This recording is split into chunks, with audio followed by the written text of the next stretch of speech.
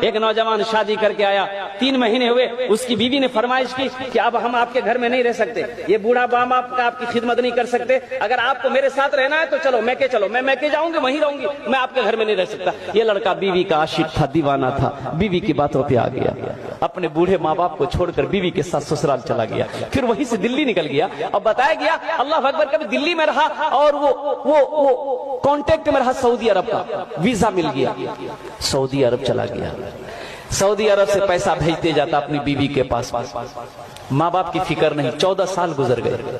کتنے سال گزر؟ 14 سال کا عرصہ گزر گیا۔ ان 14 سالوں میں اس نوجوان نے 12 حج کیے۔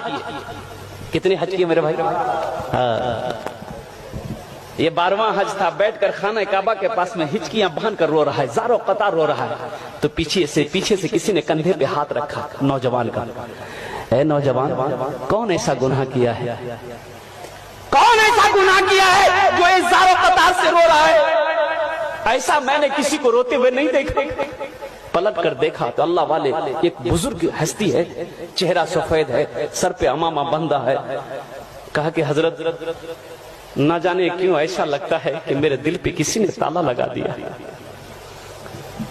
نہ عبادت اچھی لگتی ہے، نہ ذکر اچھا لگتا ہے، نہ کھانے چین ہے، نہ سونے چین ہے۔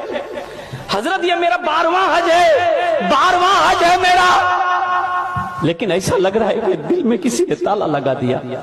تو اللہ والے نے کہا کہ لگتا ہے تم نے کسی کا دل دکھایا ہے۔ ہاں، ارے سبحان اللہ بولو، ماشاءاللہ، سبحان اللہ۔ لگتا ہے تم نے کسی کا دل دکھایا ہے۔ تمہاری ماں ہے؟ ماں ہے، ماں ہے۔ بولا ہاں۔ باپ ہے؟ بولا ہاں۔ بولے کہاں ہے؟ بولا پتہ نہیں۔ بولا پتہ نہیں، 14 سال ہو گئے میں نے ماں کے چہرے کو نہیں دیکھا، باپ کے چہرے کو نہیں دیکھا، پتہ نہیں میری ماں کیسے ہوگی، میرا باپ کیسے ہوگا۔ تو اللہ والے نے کہا کہ پھر یہ خانہ کعبہ میں بیٹھ کر کیا کر رہا ہے؟ کیا کر رہا ہے؟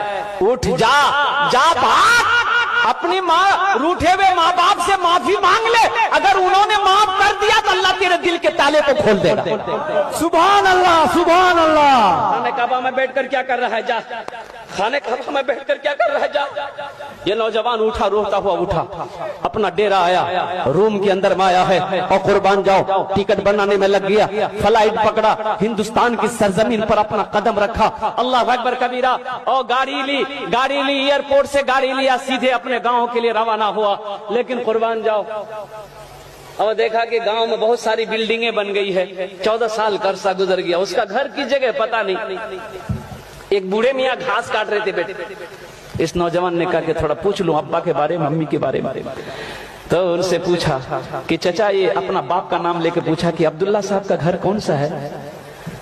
تو بوڑھے میاں نے نیچے سے اوپر تک دیکھا اس نوجوان کو، کہا کہ کون عبداللہ میاں؟ وہ بیچارے تب اس دنیا میں نہیں رہے،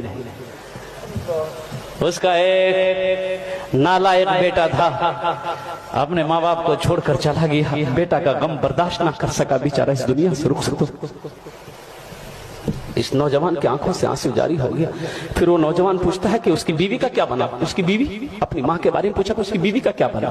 تو کہا کہ وہ اس کی بیوی بیچاری شوہر کے مرنے کے بعد دوسرے کے گھر میں کام کرتی تھی، کسی طرح روٹی روزی ان کی چلتی تھی، لیکن اب سنے میں اس کو فالج مار دیا ہے، بستر پہ پڑی رہتی ہے، جس کو ہوتا ہے کھانا لا کر دیتا ہے، جس کو نہیں ہوتا کھانا لا کر نہیں دیتا ہے۔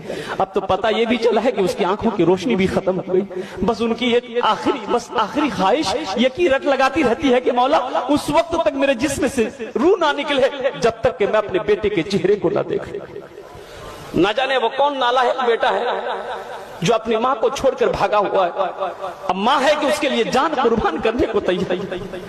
یہ نوجوان زاروں قطار رونے لگا، کانپتے ہوئے قدم سے اپنے آنگن میں قدم رکھا ہے، چارپائی پہ دیکھا کہ ایک ضعیفہ، ایک بوڑھی سکڑ کر بیٹھی، قدموں کی آہٹ کو سن کر بڑھیا نے آواز لگائی، کون ہے؟ کون ہے؟ تو لرزتے ہوئے آواز میں، کانپتے ہوئے آواز میں اس نوجوان نے کہا کہ ماں تیرا گنہگار بیٹا تیرے سامنے کھڑا۔ ماں کہتی ہے کہ بیٹا میرے قریب آ جاؤ، میرے جسم میں روح اس لیے اٹکی ہوئی تھی، میرے قریب آ جا میرا لال، میری آنکھوں میں روشنی تو نہیں تھی جو تیرے چہرے کو دیکھ سکوں، اپنا چہرہ میرے قریب کر دے تاکہ ہاتھ پھیر وہ چہرے پہ، تاکہ میرے کلیجے کو ٹھنڈک مل جائے۔ ہاں